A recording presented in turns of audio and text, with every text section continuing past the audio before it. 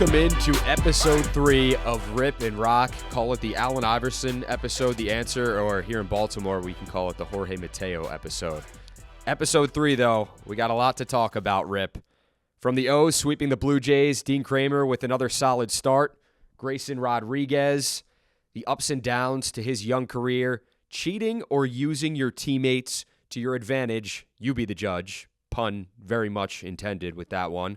Recapping the series with Ohtani and the Angels. Rip's tips. What do we got this week?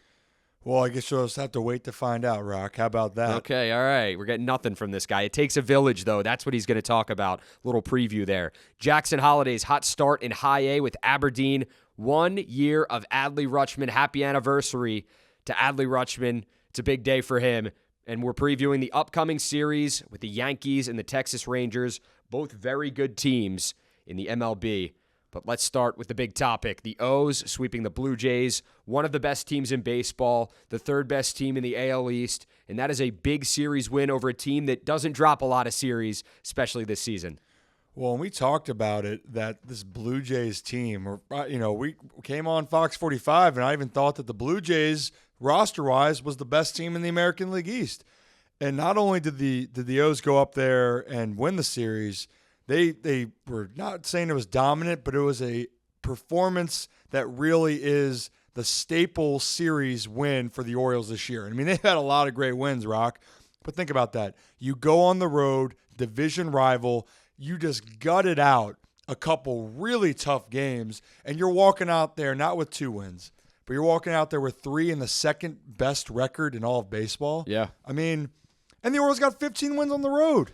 And let me correct myself. The Blue Jays were the third best team in the American League East until the Orioles got done with them. And now they are sitting at the bottom on a 4-game losing streak. And you can thank the Birds for that one. Oh, absolutely. I mean, it was just incredible. I mean, today, Cedric Mullins in the series finale, 5 hits.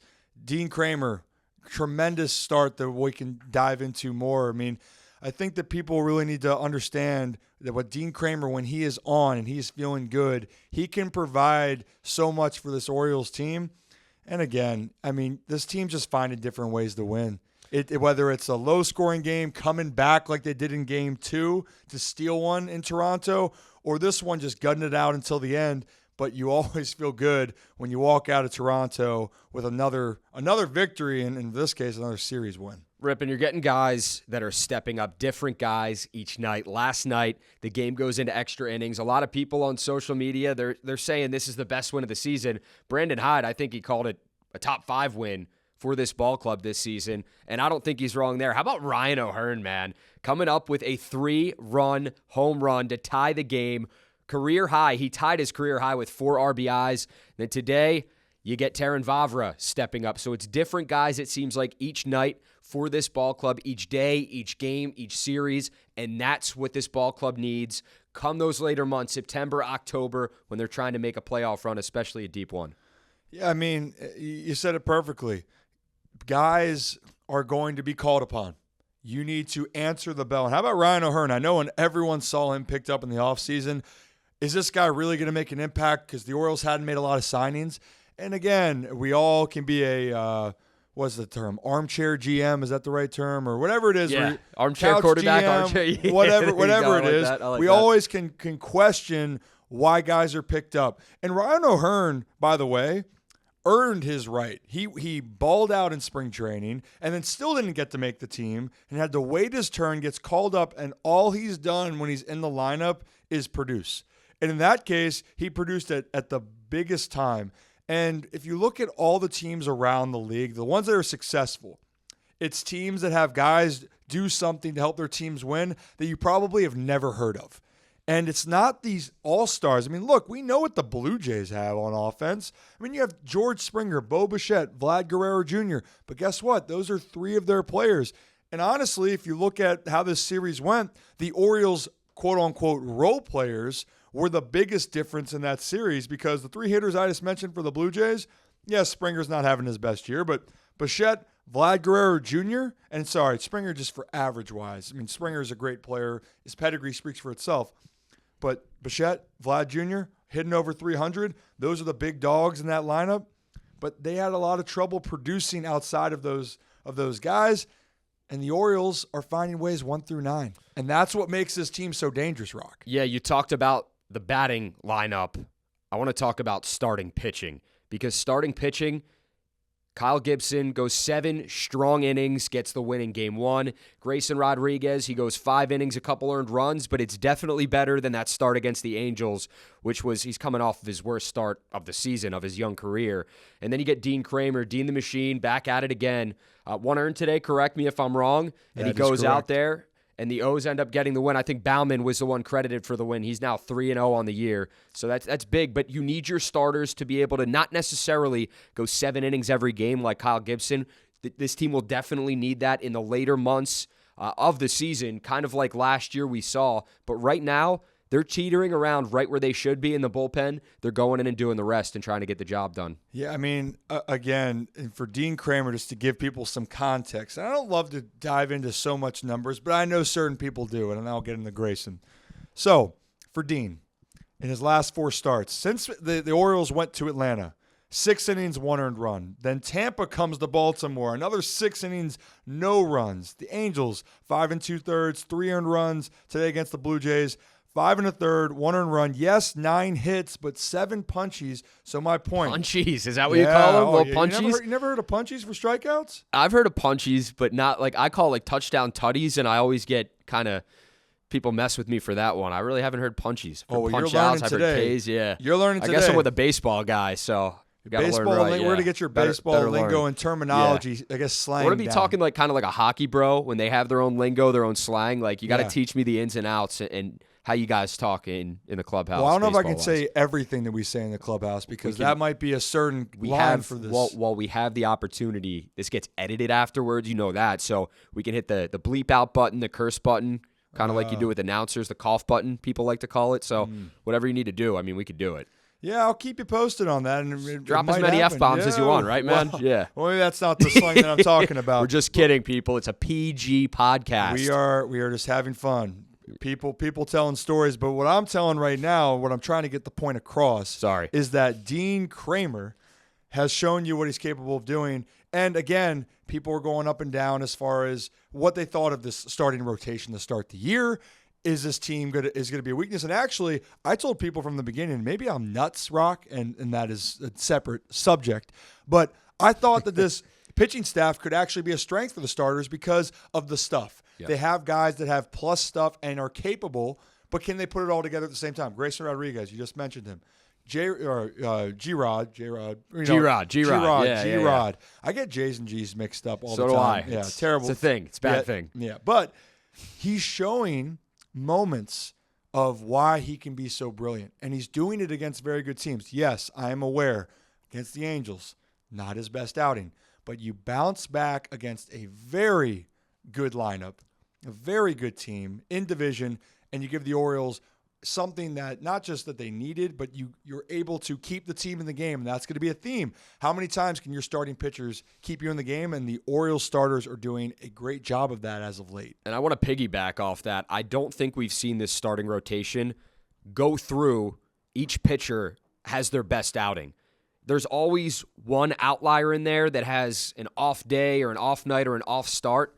I'm telling you what, man, if the Orioles get each and every one of their starting pitchers, I know it's rare in baseball. It's not going to happen all the time. You're going to have a guy that's got an off day or an off night, or the lineup just figures you out, opposition-wise, and they're just hitting the crap out of you.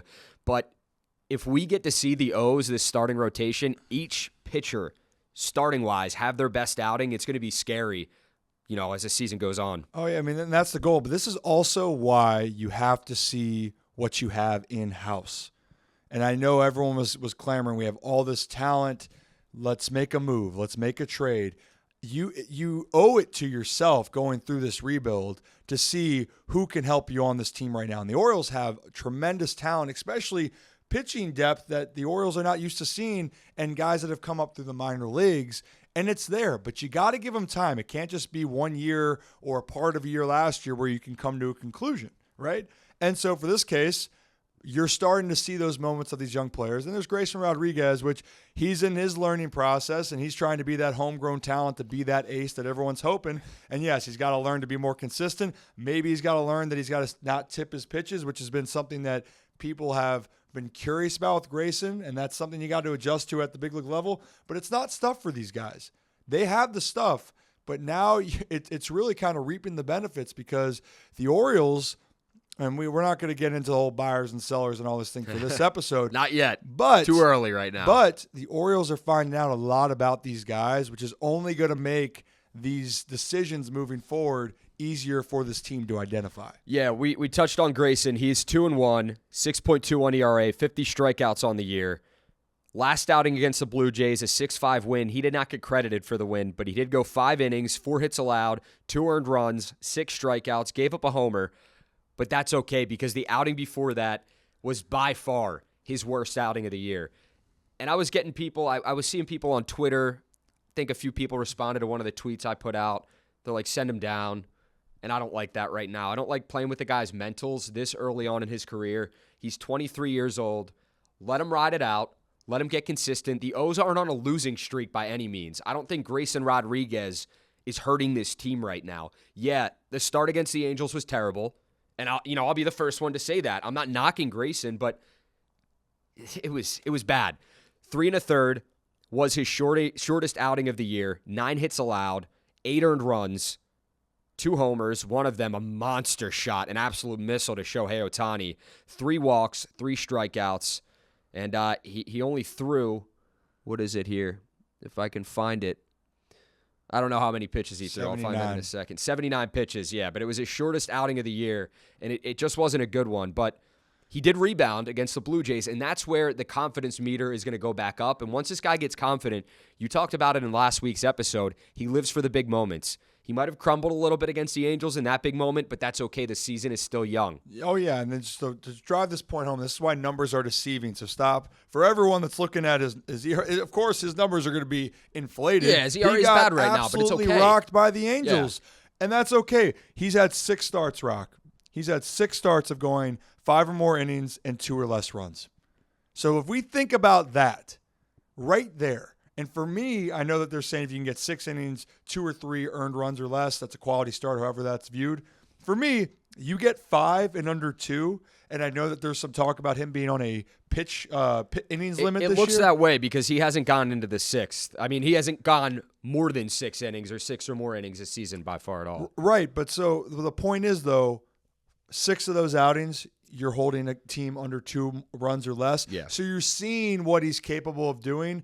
And he has really a couple games in there. There's 2 that are inflated. The Royals and the Angels are the ones in particular where the numbers are higher. But that's okay. There would be cause for concern for me if he came up here and he just couldn't find it consistently outing after outing. Mm-hmm. But that's not the case. He's just showing you he's young, and he's showing you what his brilliant moments can be. But he's also showing you he's not at being that ace level yet, and he's 23. I mean, I can't tell you how many things I didn't have together at 23. He's trying to figure out himself as a person, and now he's trying to be appointed being the Orioles' ace of the future. That's a lot of pressure. Yeah, it is a lot of pressure at 23 years old. I can't even imagine that type of pressure and trying to carry that weight on my shoulders going forward. We kind of talked about the pitch count and the short leash a bit. 5 2/3 was the most he's gone this season, and that was against Tampa Bay, and he was cruising in that game. 2 earned runs, but he had 4 strikeouts here against the best team in baseball, and he got his 2nd win of the season. Against Detroit, that was his best outing. He had 5 innings pitched, 2 hits, no runs allowed, 1 walk, 9 strikeouts, 91 pitches. The most pitches he's thrown this season in a game was against the Rays. It was 101. So I don't think right now he needs to go more than 5 or 6 innings. I think let him ease in. Let him figure himself out. Sorry, my dad says himself a lot. It's not proper English, and my mom always gets on him for that. So Just making sure I'm saying my words right as well. I mess up. I also, when I try to describe people, yeah, and I'm going to say he, I sometimes say I, which sounds really selfish of me. Yeah. So on a different level, I struggle with my own grammar. Do you introduce yourself when you walk in the room? Are you like Ryan Ripken's here? Oh, no. Okay. I shouldn't have opened up that can of worms because that is I'm going to run with it. No, yeah, that was a terrible example. My point was I was trying to make you feel better about yourself. Listen, we're too far gone, my man. That's where I messed up. That's okay. So, but anyway, Grayson, which is so great, it's just understanding you're going to have to constantly adapt. And everyone in Major League Baseball, they're going to pick up on what you're doing. And again, like even to the tipping of the pitches, whether he's doing it or not, everybody's watching to see if they can get an advantage. I think I saw Ben Verlander put something out, or he quoted something on Twitter, where Grayson's first couple of starts, he holds his glove very high in front of his face. And I think it was last start, he brought his glove down a little bit. It was like below his shoulders or a little bit lower than he usually puts it. Why do you think that is? Do you think it's a comfort thing? Do you think that he maybe thinks he is tipping pitches? Why would you do that as a pitcher? What's the deal there? Well, sometimes it is a comfortability. And when you get in a rhythm and you're going through the motions, how many times do we go through every day in life, whether it's your profession, work, at home, you're doing the same things and it just becomes, habit. And so for Grayson, sometimes when you're feeling good and you're in the moment, you're not thinking about trying to change anything. It's what a lot of pitchers do. They go to what's comfortable, but then sometimes what they do is comfortable. They don't realize that there's a difference between their pitches. So sometimes when you're going to throw a curveball, you might be keeping your glove higher than when you throw a fastball. I actually did a video on Twitter about that. So it's something that just happens without you knowing. And sometimes, how many times when you sit there, I go, I'm not doing that. I can't tell you how many times when someone said, hey, Ryan, your shoulder's pulling off the ball hidden. I'm like, no, I'm keeping it on. I swear, I promise you. And I go and look at it, and it's not even like I go, oh, wow, I see what you mean. So it's sometimes you don't even recognize it. So then you have to make a more conscious effort. And it's not that much of a difference, but it's a difference enough where other people or other teams can pick up on it. So as a hitter, if you see that, what are you looking for? Because it's a bit of gamesmanship, but you're looking for how the ball is coming out of his hand, how the glove looks. What are you specifically looking for as a hitter if you're facing Grayson Rodriguez? Maybe he is tipping that pitch. So, personally, again, if he has different glove heights of where he comes set or where he feels comfortable, that's number one. And another notion of tipping pitches is release points. And the best in the business can throw it from the same spot, comes out of the same angle, so you really can't get any advantage. But there are some pitchers that will have a slightly different release point depending on if it's a breaking ball and a fastball. And again, it might not be the most subtle thing to the fans watching, but when you're in there and all of a sudden you can see something, or even on a curveball something pops up, it brings up something new in your mind as a hitter. And you sit there and go, that's different than hitters talk. And then you sit there in the dugout and go, hey, I think we have something here. Watch them. Oh. And you sit there in the dugout and you're watching going, let's see if this is true. And it keeps going. Sometimes you're wrong and you go, never mind, that's not it. Or other times you sit there and you go, it's right. Now in the big leagues, you have people in analytics department that are really even watching more of those tendencies.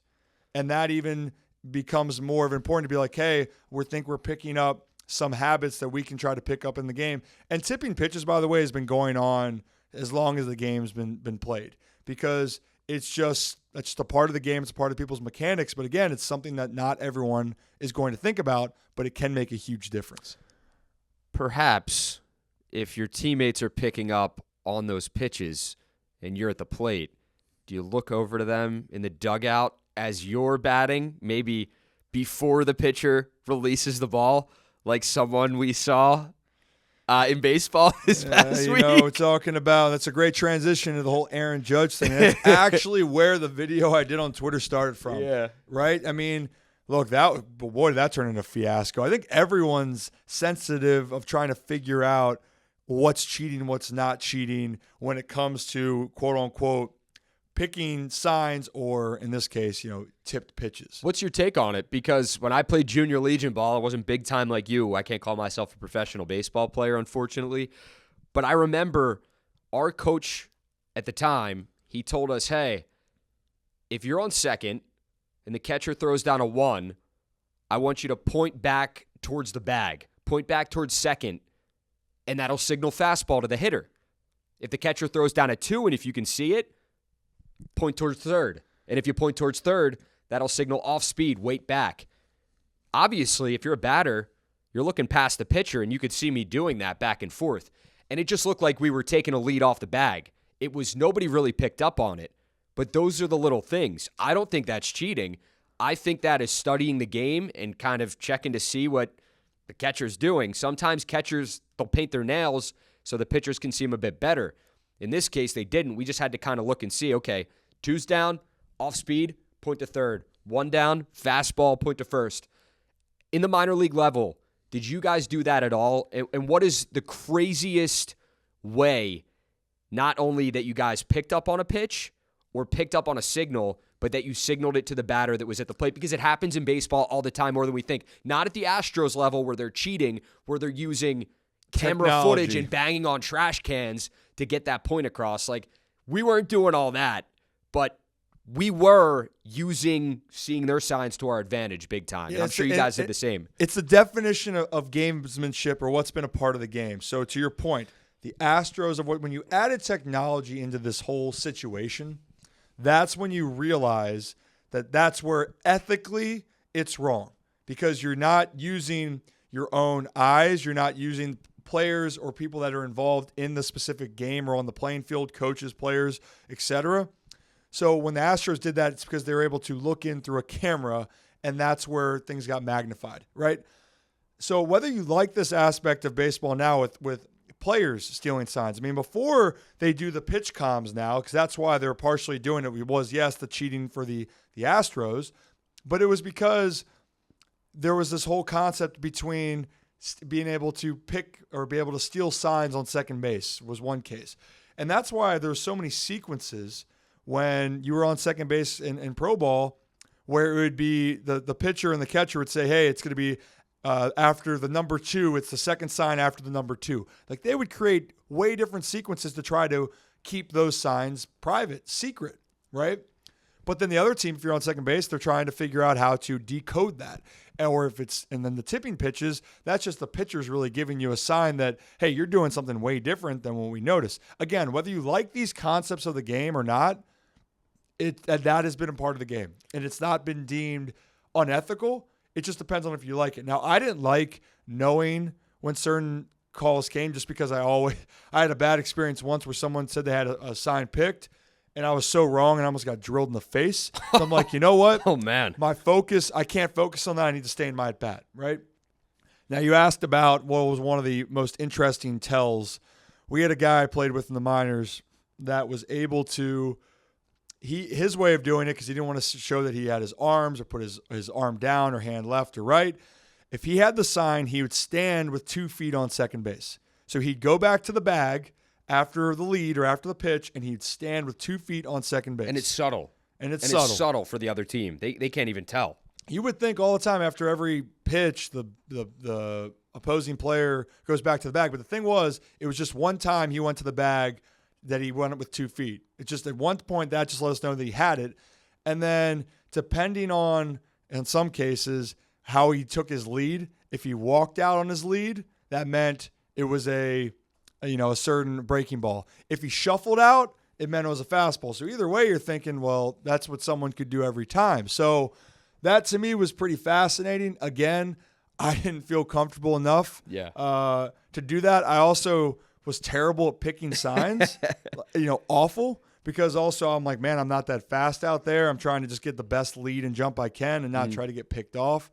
But there's certain guys that are masterminds, but there are people's jobs, it seems like, in the dugouts that are specifically looking for advantages for their team. It's honestly genius, man, to be able to pick up on that and to know that you have that sign, and then to tell your teammate and relay it and be that confident. Okay, a fastball's coming. Okay, a breaking ball's coming. You got the sweeper coming. That's some cool stuff. Whether you like it or not, it takes a smart person to try to figure that sign out, get it down, and then relay it to your teammate and be correct all at the same time. And if you don't know the video we're talking about, we should have probably been more specific. Aaron Judge, he tanked a homer to center at Rogers Center after this. Way back. He glanced over to the dugout beforehand, and the Blue Jays caught him in 4K. Slow motion, his eyes going to the dugout right before the pitch. Probably someone tipped him about a pitch, but who knows? He claims that he was looking at his teammates because he heard like a commotion, because Boone, I believe, had just got ejected. Aaron Boone, their manager, before that, and they were going back and forth at the ump. I don't believe that for a second. If someone's talking in the background, I don't know how many times like you've looked over when you're up at bat, but you're focused on the pitcher, you're focused on the ball coming out of his hands, you're focused on trying to get a base hit or a homer. Oh yeah, but I also will say this: the Blue Jays took offense to where the first and third base coaches were lining up for the Yankees. And so the other part of it before the pitch if catchers would put signs down but they leave their legs too wide open, the coaches could see it down the line. And then the coaches would say something. I can't tell you how much even in Little League. I remember had coaches that would do that and say, hey, if I yell out your name, I can see the pitches. And I'm like, well, I feel like we're 10 years old. I don't really, I care about winning. You're sitting down in the outfield playing with the grass. Yeah, I don't know. But so the point is, everyone's looking at that and people get mad. It's a part of the game. But I will say this, this is back in the last 20 years, if there's a difference of players being able to pick up tip pitches and being able to decode or look to steal signs, because it's also viewed differently. Some teams, if they're tipping pitches, their own teammates would say, hey, dude, you're tipping your pitches, like that's your fault. Yep. If guys are stealing signs and it's being pretty obvious that they're trying to go out of their way or try to really figure it out, that's where guys go, you know what, I'm going to drill you. We're going to police it ourselves, but the game's changed now, right? It's kind of the risk you take if you do that. Right, but the game's changed now where there's more rules in place for suspensions. Back then, it was just a known thing. If you get caught trying to steal a sign, the other team's going to let you know, and usually how they let you know. And again, I'm not agreeing that you should go and drill a guy, but Caleb Joseph, who former Oriole, is actually the Blue Jays broadcaster right now, was caught, I guess, on pregame talking about how things used to be handled, and he took heat from it. It was almost accusing that if I'm the Blue Jays, I'm going to send a message to him. He goes, well, I understand where he's thinking. It doesn't sound good on air, but that's how the game was 20 years ago. Yeah. That's how the game was being played, is that people took it into their own hands as, hey, you want to play this game, you want to play with fire. You're going to get burned with a 99-mile-per-hour fastball to the ribs or the back. Right. Or throw some chin music at you. That's how they used to do it. Take care of business. Exactly. So anyway, but Aaron Judge, regardless of it, I don't think it's cheating at all. I don't think so either. And Aaron Judge is a superstar talent. He just owns the Blue Jays. And anyway, then he hit a few more without the pitches. If there's any way that they could try to slow down Aaron Judge, because that dude is a stud. Exactly. Real quick, let's take a look at the AL East, the current standings right now. We're recording this podcast on a Sunday at about 5:30, so these are subject to change. The Tampa Bay Rays, 34-14. They are currently on a one-game losing streak, 2.5 games behind them, closing the gap. The Baltimore Orioles, 31-16 on a 3-game winning streak. Then you have the New York Yankees. They've gotten hot, 29-20, 5.5 games back. 4-game winning streak for the Yanks. The Red Sox, 26-20, 7 games back on a 4-game winning streak as well. And then the Blue Jays, who entered this series against the Orioles as the third best team in the AL East, now are at the basement, the bottom of the AL East, 25-22 on a 4-game losing streak, and you can thank the O's for that. Yeah, I mean, that's the thing. They're still 25-22, and they're in the cellar in this division. I mean, that's why it's even that much more important that the Orioles are able to do what they just accomplished, because this division's so hard. And again, the less games against your opponent. And this is why being swept or not swept is so important, because the Blue Jays, this has happened to them twice now, They just flipped, Rock. man. Yeah. But the Blue Jays got swept by the Red Sox, too. So think about it. They're 25-22, and they've been swept in 2 series by the Baltimore Orioles. The Red Sox, I think, was a 4-game series, too. Yeah. That's a 7-game. That's 7 games. 7-game swing. Exactly. And we call it the AL Beast for a reason. Looking at the MLB standings division by division, the AL East is the only division in Major League Baseball where every single team has a winning record right now. That's incredible stuff. That's you telling me that's pretty good, Rock? I'm telling you, that's more than pretty good. I don't know the word for it. My vocab, although I'm a journalism major, isn't that big. I like to keep it plain and simple, but it's pretty good. Pretty good. Pretty good. Let's recap this series with the Angels, the one that was very highly anticipated because of one guy. and that's Shohei Ohtani. The Orioles, they were hot coming into this one.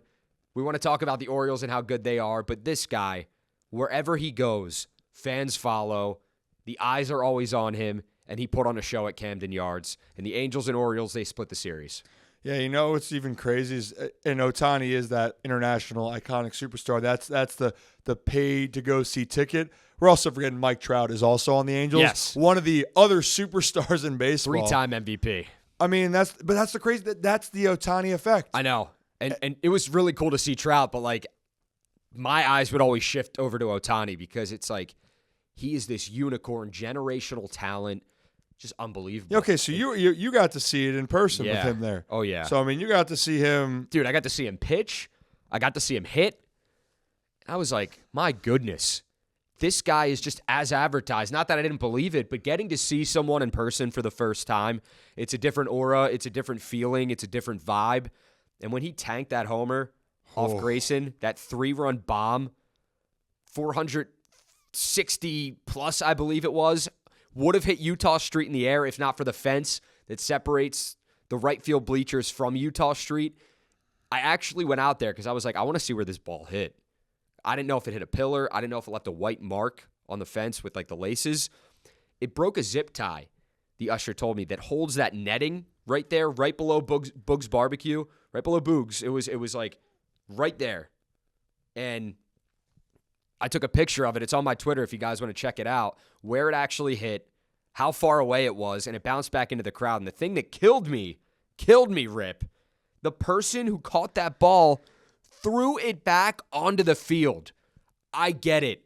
The Orioles are playing the Angels. You're not an Angels fan. People are probably egging you on to throw it back. You just caught a home run ball. Not caught it, but have a home run ball in your hands from a once-in-a-lifetime player who could very well win the MVP this year when it's all said and done because he's just that good, or the Cy Young. Like, he's just unbelievable. And you throw the ball back. Why? For what? Loyalty.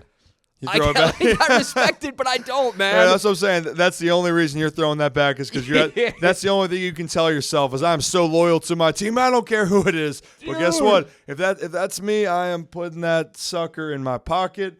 I'm locking that down because just to your point, and I don't get really, growing up being around the game, I don't get too giddy on, just on players in general now just because of being around it. Again, they're just people, right? And a lot of these guys are my teammates. Yeah. Having said that, a player of doing something that we might not see again, and he brings that type of excitement. Again, top entertainer in the business and anything. Like Taylor Swift's touring around right now. A lot of people, whether you're a T-Swift fan, if you got tickets to go see it, you're probably going to go. Or if you did go to see it, a lot of people said I left there going, I wasn't happy. And if something of Taylor Swift that she was able to throw out to give to you, if you're a fan, you're probably keeping that. If you're a baseball fan. There's no doubt.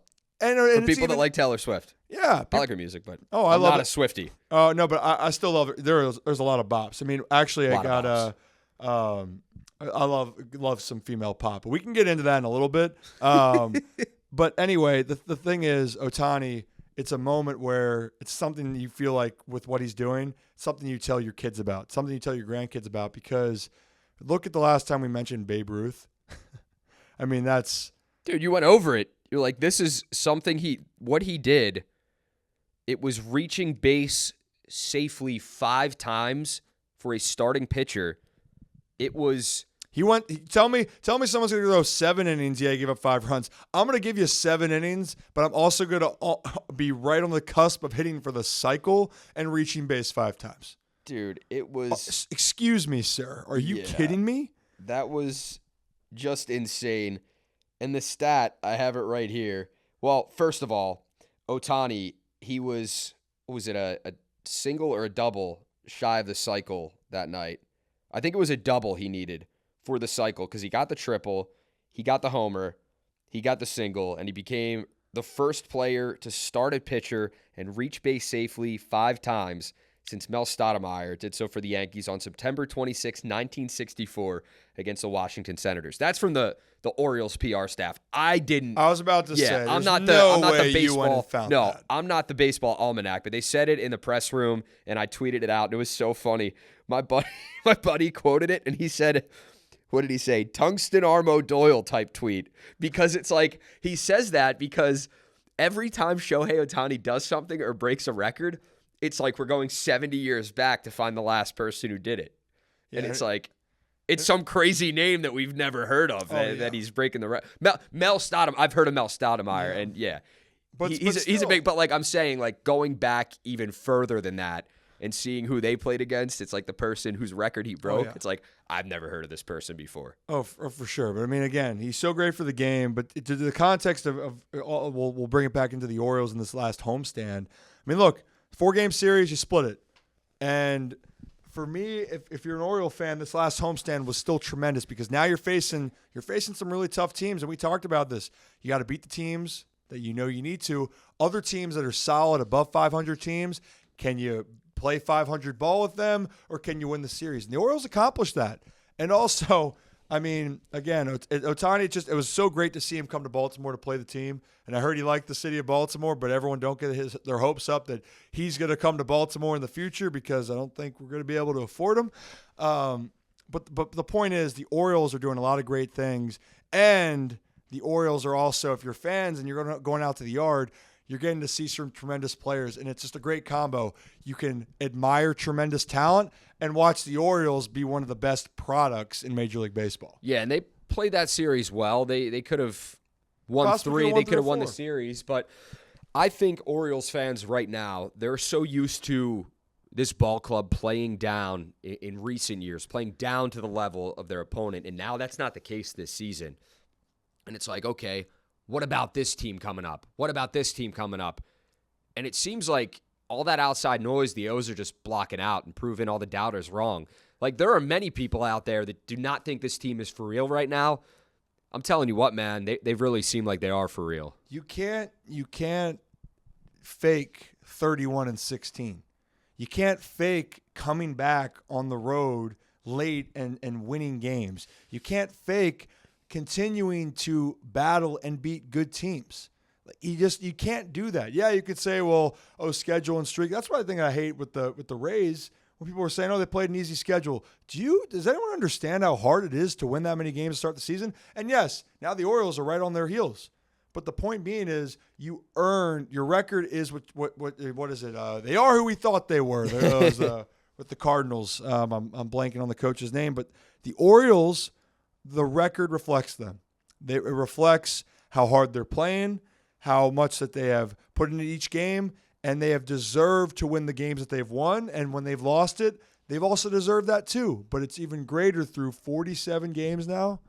They are proving that they are up for the challenge. And that is all that you wanted to see from this ball club if you were to tell me this before we head into Memorial Day weekend. Yeah, man. And down on the farm, we're talking, they have some unbelievable talent coming up through the ranks. The biggest, the number 3 prospect in all of baseball, and the top prospect in the Orioles on that MLB pipeline, those rankings after Grayson Rodriguez graduated, because you get to a certain point, certain pitch count, so many innings, you do graduate from those rankings, the prospect rankings. That's now Jackson Holliday, the former number 1 overall pick, and he is just crushing it, pun very much intended, in Aberdeen right now. Oh, absolutely. And before I jump into Jackson Holliday, because we've just been talking about this so much, I just want to get my Rips tip out of the way because you called it, you talked about it. You talked about it, and you want me to hold off? I skipped over it, man. I'm looking at the list of things we need to talk about right now. Here's the How quick dare thing. I? Short and sweet. Rips tips. It takes a village. Takes a village, and I'll take it away. Everything we just talked about with this team, you need everyone to step up. Not everyone's going to be on their A game. Earlier in the season, Kyle Gibson, Tyler Wells were the 2 guys. Wells has kept it going, and then Dean Kramers now has picked up the team. Yunier Cano joins the team, and he's been incredible. Ryan O'Hearn. Guys are going to be called upon, people that you don't expect. That's how you become a great team. That is how you develop a great reputation as an organization, and that is why the Baltimore Orioles are 31-16. So now back into Jackson Holliday. I'm sorry. I skipped over Rip's tips. It won't happen again. Yeah. It was an accident. Let's not make it happen twice. Yeah, you're giving me a real serious look right now, and I'm starting to get scared. You should be. Yeah. Well, the door's past you, so I'd have to jump over the table, maybe show off the 40-yard dash speed. I'm not mad. I'm just disappointed. Yeah, but actually, I've heard that from my dad all the time. So thanks. I appreciate it. I could be that father figure away. I from, don't. from home I for would. you if I you want. definitely wouldn't want that. You don't want that? That's not good. No. But it perfectly. Don't worry, Rock, because it perfectly goes into the segment of on the farm. Next generation of players coming up, and Jackson Holliday. Ooh, Jackson Holliday goodness. hitting the cover off the ball in high A, and it leads you to believe that he's not going to be spending too much time down there at Aberdeen, but he is just crushing it right now. Let's take you through two of his best games. May 16th, he goes 3 for 3, 6 RBIs.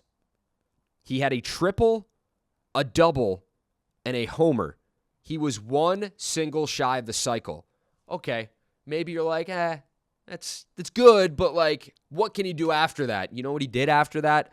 The very next game, the very next night, just a casual performance on May 17th. Holliday goes out there. He goes 5 for 6, 4 runs, 5 RBIs, 2 triples. He didn't homer in that game, but that's okay. But this dude is just showing that he can spray the ball to any part of the field. He's got power. He's got speed. He's got the ability to get on base. He is everything that this franchise thought he would be right now at this point in his career. He's young and then some. You know, and that's, I believe in one of those games, the game for the cycle, it was cut short too. I think the game was cut short for rain. And regardless, what he's doing is nothing short of spectacular because he's 19 years old, I believe, right now, currently. And you know what, Rock? And it's kind of neat. And I take pride in this because we talked about him in spring during the Orioles coming out of spring training. We talked about what it could mean. And we talked about that we believed you could have a meteoric, or is that the type of phrase? Meteoric rise? I think it is meteoric, yeah. Meteoric rise, I don't know. He's going to rise fast if he keeps playing this way, and he could do what Gunnar Henderson did. And so far, he's checking all of those boxes. He's very polished. He's understanding himself a lot quicker than maybe anyone anticipated. And it's not crazy if he keeps this pace up that we see him in Baltimore at some point in 2024. I'm not saying early in the season, but he has now put himself on the radar to be one of those other players that could be in the mix to help this ball club, and the time is coming. Dude, absolutely. And the Orioles have a chance. I think it would be their third number one prospect in the last 2 years, because Adley was the number one prospect before he got called up last year, and it's been 365 days with Adley, and we have a good tie into that coming up. Gunnar Henderson was the number one prospect in baseball within the year, and then you could get Jackson Holliday. So that would be 3 number one prospects in those MLB pipeline rankings as far as those minor league prospects go and baseball prospects in general for the Orioles. He is hitting .395 right now in Aberdeen, man. .395 in 21 games. Let me just read you off some of his stats. 76 at-bats, 21 runs, 30 hits, 55 total bases, 5 doubles, 4 triples, 4 homers, 20 RBIs, 17 walks, 15 strikeouts, 8 stolen bases, .395 batting average. Is this a video On-base game? percentage, .505, slugging percentage, .724, OPS, 1.229. So video game. Yes. You basically created a player in minor leagues right now, and you just boosted all his stats up to a 98 or 99, and he's just having a field day right now. But again, this is why he was drafted number 1 overall, is because his abilities, his ceiling, we don't know what it can be, but man, I'm glad he is a Baltimore Oriole, and it's just exciting to watch. And I got to make my way to see him up in Aberdeen, but if you don't, at least Bowie's nearby, because that is where he's heading next. Rip, I want to talk to you about this before we get into Adley and talk about him. He is the son of a former MLB player. You are, of course, the son of a former MLB player.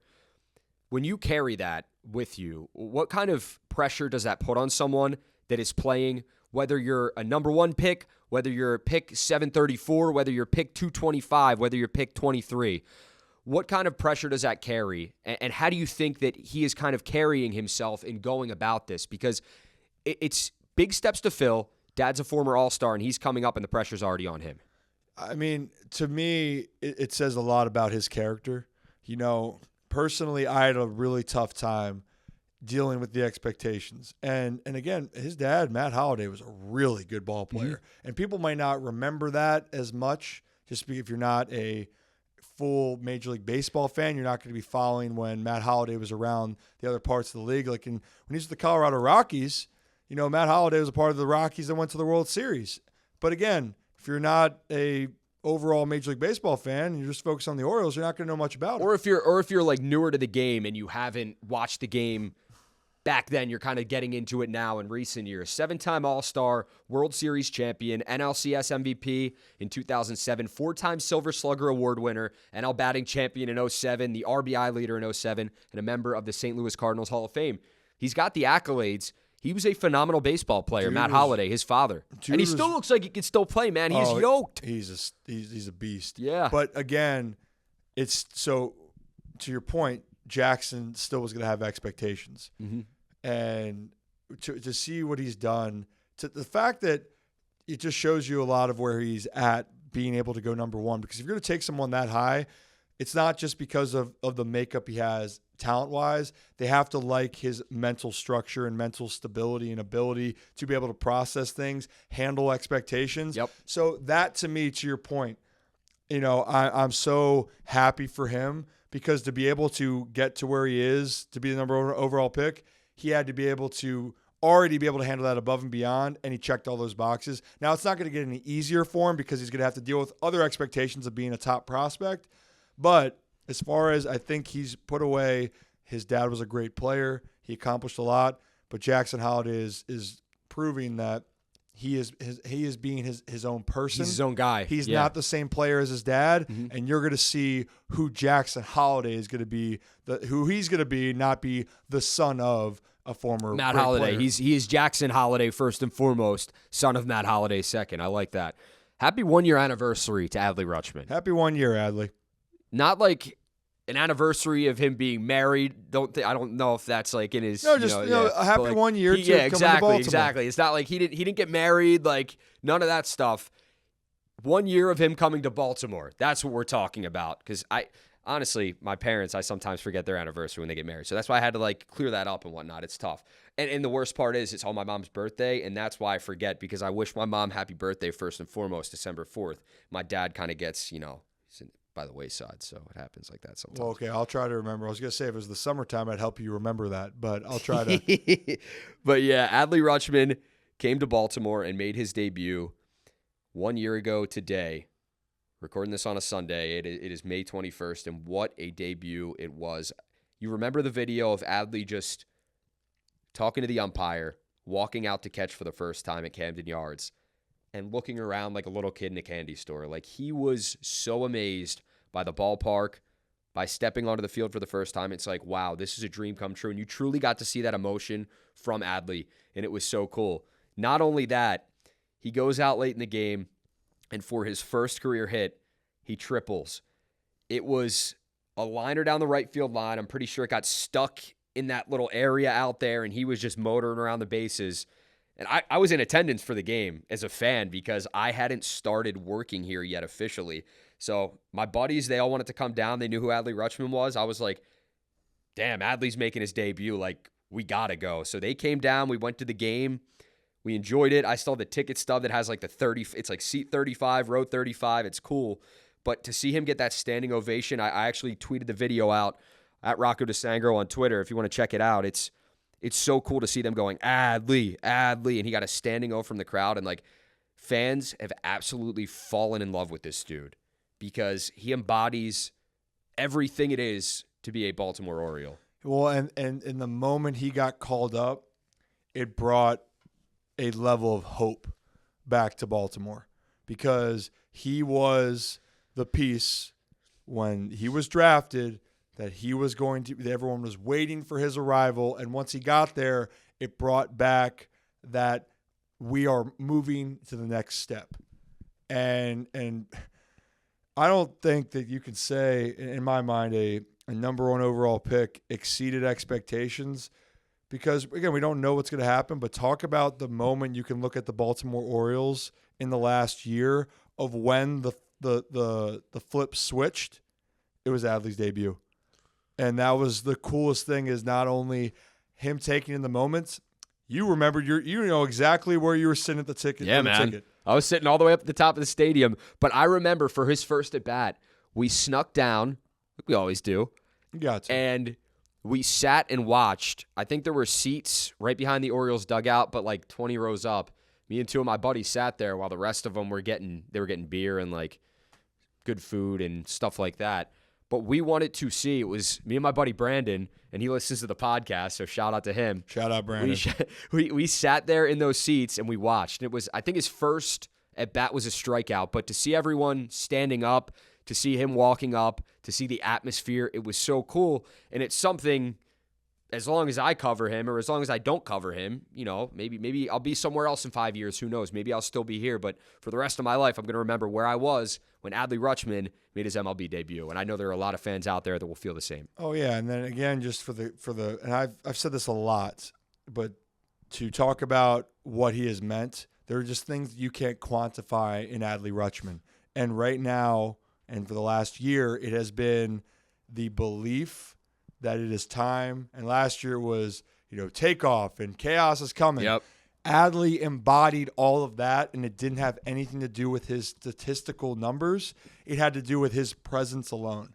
And now, take out that he is an unbelievable player. He really is. He does, and I tell people all this all the time. When they said, is he the most talented player you've ever seen? They asked me that. And I said, look, I don't mean this in a bad way. I said, have I seen more talented players? Yes. You've been around baseball for a long time, though, man. Right. You've seen some, yeah. But here's my point. When guys make it to the big leagues, usually it's because they figured out how to be really good at one or two things, or they try to maximize whatever that would be, right? But when you watch Adley, when I saw him up close, you go, you're good at you're good at that. You're good at that. You're good at that. And you add it up, and he's good at 10, 11 things, and there's not a weakness. And that's the thing that makes him so special, is that he's so rounded in many aspects of the game. That's what makes him a great player. Apple TV did a montage when they had the Apple TV game. I know some of you out there are a little disgruntled about that because you might not have Apple TV. Use that free trial when you can. Watch some of the O's games when they play on a Friday night. But they did a montage of all the good things that you're talking about, how well he blocks the plate, how his ability to throw out runners at second, at third, his arm, his bat, switch hitting ability. And they kind of compared him to, I forget who it was, but they said, this guy's like Buster Posey, Joe Mauer. He carries himself like that and is that talented. And those are two of the best catchers to do it in recent years. Mm-hmm. Those are two guys in your second year of baseball, no matter where you were picked, if you were the number one pick or not, to be up there with those guys already in year two, I mean, that's got to be an honor. Well, yeah, the thing that everyone's talking about, he's arguably the best catcher in all of baseball. And that's the argument. There's some good catchers throughout the league. Sean Murphy on the Braves, JT Realmuto on the Phillies, really great players. But Adley Rutschman now in his first full season is proving that he is ready for that billing. But also, I just want to mention something with Buster Posey real quick. Posey, on those runs where the Giants were winning those World Series, this is just as a fan watching the game, just not even a fan of the Giants. When I turned on the Giants and I saw Buster Posey in the lineup, I just felt something different about that team. When they were in the playoffs, I felt I wanted to take the Giants because of their pedigree, but also who was behind the plate. And I think that type of feeling is what I get with Adley Rutschman. And that's what you hope for Oriole fans. You can have that same type of feeling and experience as this team creeps towards finally getting back to a World Series, because it's been 40 years this year that the team has not been back to the Fall Classic. I just sense some good things coming with this ball club this season, man. We're still early. The season's still young, but this should very well be a playoff team when it's all said and done. And I'm so pumped to see playoff baseball at Camden Yards. I just can't wait to see towels flying, fans in the seats, packed from the left field bleachers all the way up top in the nosebleeds in left field. Like half the time that's empty. And that will not be the case if this team gets a playoff game this year. And I truly cannot wait for Camden Yards to be just absolutely popping for that. Last thing we're going to touch on before we get out of here, we're going to preview the upcoming series with the Yankees and the Texas Rangers. Game 1, the O's have an off day on Monday, get back from their trip up north, maybe settle in a little bit. Then they go right to New York. They're taking on the Yankees. We got Kyle Bradish and Garrett Cole. That is a probable pitching matchup for Tuesday night, 7:05 p.m. It's a big one. Honestly, to me, if we're gonna highlight both series, the Yankees. And again, for a lot of people, who doesn't, if you're a Baltimore Orioles fan, doesn't want to beat the Yankees, right? But the reason why, again, we just saw the magnitude of the Blue Jays series, division games. And I will keep saying that. Texas is good, by the way. We can touch on them in a minute. But the Yankees are still the team that has given the Orioles issues over the years. And they're getting hot right now at the right time. They're riding into this one on a 4-game winning streak. So the juices are going to be flowing for the Yankees. They're going to want to beat up on the Orioles a little bit and prove that, hey, like, you guys are still our little brother. I don't feel that way. You don't feel that way. But the Yankees, they're going to want to feel that way because that's how it's been in years past. The Orioles have been inferior to the Yankees, and there's no getting around that. There's no questioning that, and the Yankees still feel like that's the case. But I know the Baltimore Orioles don't, and this fan base definitely does not. Well, that's the thing, is you believe you can beat anybody, and it's going to be a great test. We're talking about, I know that we were talking about with the Blue Jays, but the Yankees, Garrett Cole is legit. And for those, I mean, that's an understatement, and I hate it. I know everyone's, don't give credit to the Yankees. I give credit to good baseball players, and Garrett Cole is a great baseball player. Can't see it right now, but Ryan's got his pinstripe shirt on right now. I might. You know what? Sure. If that's what gets the people going, if that's what people going, if it's that's gross. what gets the people going and gets the team to win some games, sure. I'll be the villain. No, but the thing with Garrett Cole, and this is what I'm talking about. He has a 2.01 ERA on the season. He's a guy at the Yankees, every time they go, you know what? We need something. We need it right now. Garrett Cole's the guy. He's one of the best in the business. To me, he is the AL Cy Young Award winner right now. So great test for the Orioles. And you said it's the beginning of the series, right? It's the first game. First game of the series is always one that you want to have, especially when you're going against a divisional opponent. So that one's going to be big. But the Orioles, they believe that they can beat anybody. This is going to be one of their biggest tests. No, they do. I was starting to get afraid how you were going there with that analysis. I thought you were going to bring out the flat brim Yankees cap, the jean shorts, the Air Force Ones, jean shorts. Yeah, and then that's like the typical Yankees fan. I've seen pictures before. It's like a meme. It's like the typical Yankee fan uniform, and it's flat brim Yankees fitted cap, a Yankees jersey or a jersey, jean shorts or cargo shorts, a calf tattoo usually, and then white Air Force Ones. That's the meme. That's a meme. That's like the Yankees and Cowboys fans. They're very, very similar in their fandom. What they wear. Can jean shorts also be called jorts? Jorts? Yeah. I think if you cut them, like if you fray them, in that case, I would call them jorts. Then they're jorts? I don't know. But I'm aren't not a jorts jean shorts? Professional. I've worn jorts before. Ooh. I was at a country concert, and I had to kind of dress the part. So, sure you did. Yeah, it was a phase. Nah, it actually wasn't. But I tried to fit in, but it was funny because like everyone was wearing cowboy boots, and I wore Vans. So I wore Vans, a cut-off flannel shirt, cowboy hat, and jorts. So I've never Not my best. I've never worn jorts. Yeah. Maybe that will be something I'll have to try, or never. Yeah. But I mean, hey man. But again, we'll have to do our next podcast wearing jorts. Jorts and run the 40. Yeah. But but again, Yanks, it's a great series, a great opportunity, and again, the Yankees are right on the heels of the Orioles. And you want to touch a little bit on Texas here? Yeah, it's pretty cool. Grayson Rodriguez, he made his MLB debut in Texas against the Rangers, the club he grew up rooting for. Now the Rangers are going to be coming to town. That's Friday, Saturday, Sunday. And guess who gets the ball in that first matchup? It's Grayson Rodriguez going up against John Gray. It's pretty cool for Grayson to be able to pitch at Camden Yards against his hometown team that he grew up rooting for in the Rangers. I mean, and it's great. And also, two of the best teams in baseball. You know, the Rangers are off to a great start. They're fourth, and the Yankees are sixth. So this is two top six teams coming in and facing the Orioles. Orioles going to Yankee Stadium, and then the Rangers coming to Camden Yards. And we talked about this whole month. This is a month of facing just some dogs. Like, and the dogs mean these guys these are good teams. These teams are gritty. You might not have to like these teams that they're playing, but these teams are playing competitive baseball. They're tough to beat. And again, when you are trying to aspire where the Orioles are trying to get to, these are teams you're going to have to go through, especially on the American League side. Absolutely, man. And it'll be interesting to see how the Orioles handle this series in a hostile environment in New York, playing the Yankees on their home turf, their home field, and taking on a very hot team in New York. And then facing the Rangers, that 3-game series.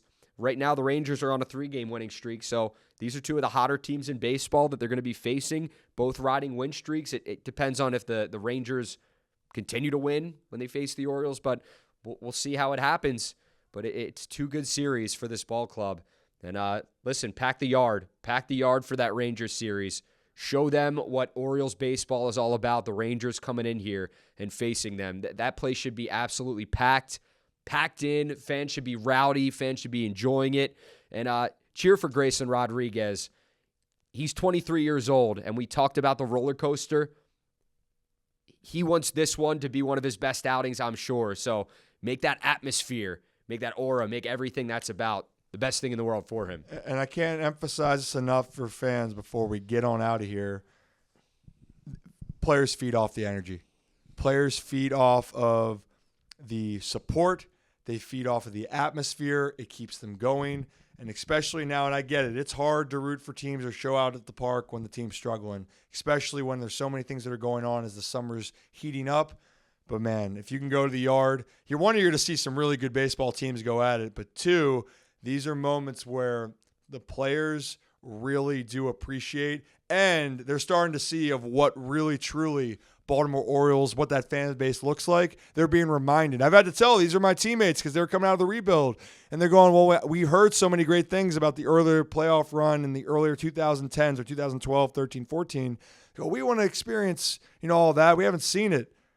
O's fans, show them what that's like, because Baltimore, and you've seen it, Rock, this town loves its sports, and they love them O's. Absolutely, man. I'm pumped up for these two series. They should be two great ones. The Orioles just riding that sweep of the Blue Jays into their series against the Yankees and then the Texas Rangers. That'll do it for episode 3. Our first hour-long episode of Rip and Rock. Thank you so much. Shirts and Pants is right. Thank you so much for tuning in. And don't forget to like the podcast, download, subscribe, give us a rating, give us an honest rating. We've gotten a few 5-star reviews. We've gotten a few 4-star reviews, and that's okay. That means there's room for improvement. We got to get better. But tell us what you think of it. If we're doing great, we want to hear you. If we're not doing so great, we want to hear that as well, and continue to tweet us your thoughts so we can mention them in future episodes. Thank you again for tuning in for another episode of Rip and Rock. We'll see you next Monday.